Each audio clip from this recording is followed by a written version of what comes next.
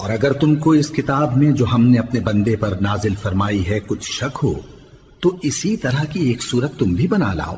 اور اللہ کے سوا جو تمہارے مددگار ہوں ان کو بھی بلا لو اگر تم سچے ہو۔ پھر اگر ایسا نہ کر سکو اور ہرگز نہیں کر سکو گے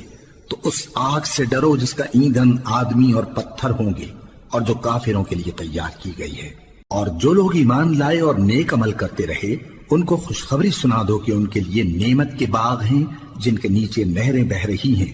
جب انہیں ان میں سے کسی قسم کا میوہ کھانے کو دیا جائے گا تو کہیں گے یہ تو وہی ہے جو ہم کو پہلے دیا گیا تھا،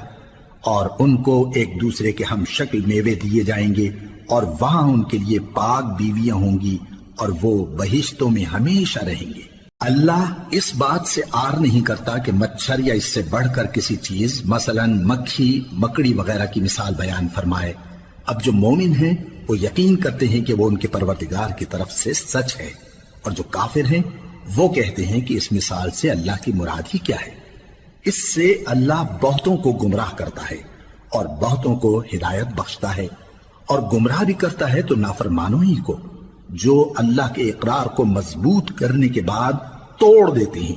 اور جس چیز یعنی رشتہ قرابت کے جوڑے رکھنے کا اللہ نے حکم دیا ہے اس کو قطع کیے ڈالتے ہیں اور زمین میں خرابی کرتے ہیں۔